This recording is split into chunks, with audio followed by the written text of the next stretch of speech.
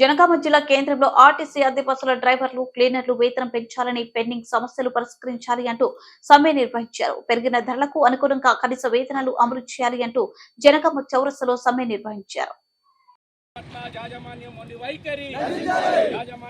వైఖరి అద్దె bus driver క్లీనర్ల పట్ల యాజమాన్యం మొండి వైఖరి పరిష్కరించాలి. అద్దె బస్సు డ్రైవర్ క్లీనర్ల సమస్యలను, అద్దె బస్సు డ్రైవర్ క్లీనర్లకు వేతనాలను, అద్దె బస్సు డ్రైవర్ క్లీనర్లకు వేతనాలను, పెరిగిన ధరలకు అనుగుణంగా వేతనాలను, ప్రమాద బీమా, పిఎఫ్, ఈఎస్ఐ సౌకర్యాలు, ప్రమాద బీమా, పిఎఫ్, ఈఎస్ఐ సౌకర్యాలు.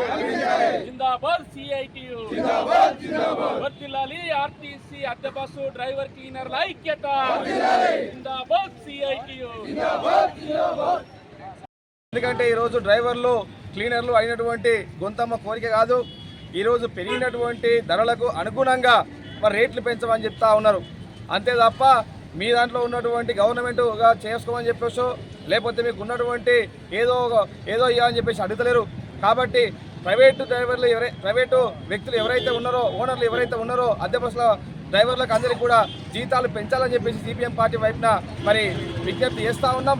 లేకపోతే రాబోయే రోజుల్లో సిపిఎం పార్టీ వైపు నుండి వారికి మద్దతు తెలుపుతూ పెద్ద ఎత్తున ఆందోళనలు, పోరాటాలు నిర్వహిస్తామని చెప్పేసి ఈ సందర్భంగా హెచ్చరిస్తూ ఉన్నాం.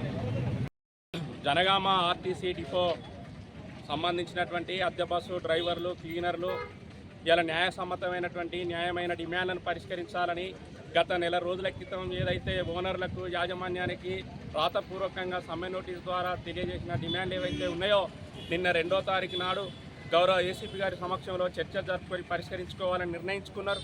ఓనర్లు, యాజమాన్యం కూడా ఒప్పుకున్నారు. కార్మికులు, డ్రైవర్లు వచ్చినప్పటికీ యాజమాన్యం ఎవరు రాకపోవడంతో చర్చలు విఫలమైనాయి.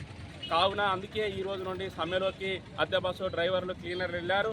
వాళ్ళ న్యాయమైన డిమాండ్లు కూడా ఈరోజు వాళ్ళు చెప్పేటువంటి న్యాయమైన డిమాండ్లు ఏమిటంటే 300 నుండి 360 కిలోమీటర్లు డ్యూటీ చేసేటువంటి డ్రైవర్లకు 18,000, 22,500 ఇవ్వాలని చెప్పేసి, అలాగే 440 కిలోమీటర్లు డ్యూటీ చేసేటువంటి డ్రైవర్లకు 24,000 రూపాయలు ఇవ్వాలని చెప్పేసి ఒక న్యాయమైన డిమాండ్. అట్లాగే ప్రమాద బీమా లేదు.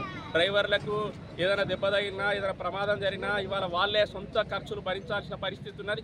ప్రమాద బీమా, ఇన్సూరెన్స్ సౌకర్యం కల్పించాలని, సంవత్సరానికి 2 జతల యూనిఫామ్లు ఇవ్వాలని, వాళ్లకు ఈ న్యాయమైన డిమాండ్లను పరిష్కరించాలని చెప్పినప్పటికీ ఈరోజు యాజమాన్యం నిమ్మకు నీరెత్తినట్లు నిర్లక్ష్యమైన వైఖరితో ఉన్నారు.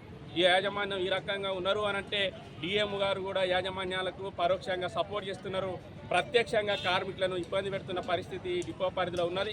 ఎక్కడ కూడా ఈ డిపోలో పనిచేస్తున్నటువంటి డ్రైవర్లు, కండక్టర్లను వాళ్ళని చాలా చిన్న చూపు చూస్తున్నది. వాళ్ళ పట్ల వివక్షత చూపుతున్న పరిస్థితి డిఎం గారు ఉన్నారు. డిఎం గారిని అంటున్నాం, డిఎం గారు మీరు జోక్యం చేసుకొని యాజమాన్యాలతో మాట్లాడి మీరు కార్మికుల సమస్యలు పరిష్కారం అయ్యేటట్టు చొరవ చూపండి. ఒకవేళ మాకు సంబంధం లేదు అని అనుకుంటే కార్మికులకు మాత్రం ఇబ్బంది కలిగించవద్దని చెప్పేసి డిఎం గారికి చెప్తున్నాం. డిఎం గారు వ్యవహరిస్తున్న తీరు పైన మేము కమిషనర్, రాష్ట్ర ఆర్టీసీ కమిషనర్ దృష్టికి కూడా తీసుకెళ్తాం. వారు చాలా చులకనగా కార్మికులను ఇబ్బంది పెట్టేటట్టు వ్యవహరిస్తూ ఉన్నారు. చాలా అవహేళనగా మాట్లాడుతున్న పరిస్థితి ఈ డిపో పరిధిలో ఉన్నారు. ఎందుకంటే మేము జీతాలు పెంచేటోళ్ళం కాదు, ఇచ్చేటోళ్ళం కాదు, మా పరిధిలకు రారు, మాకు సంబంధం లేదు అంటూనే మరోవైపు ఇక్కడ వాళ్ళు అందులో డిపోలకు రానియట్లేదు. డిపో బయట టెంట్ వేసుకుంటా ఉంటే టెంట్ కూడా వేయొద్దు అని చెప్పేశారు. అయినప్పటికీ మేము సంబంధిత డిపార్ట్మెంట్, పోలీస్ డిపార్ట్మెంట్ తెలియజేశాం. వారి సహకారంతో మేము టెంట్ ఎక్కడ వేసుకోవాలి, ఈ ఉద్యమాన్ని ఎట్లా చేసుకోవాలి అనే పద్ధతిలో మేము యూనియన్ తరఫున మేము ఆలోచించాం. ఆ రకంగా వీళ్ళ సమస్యల పరిష్కారం కోసం అన్ని వర్గాల ప్రజలు, అధికారులు, అన్ని రాజకీయ పార్టీలు మద్దతు తెలపాలని ఈ సందర్భంగా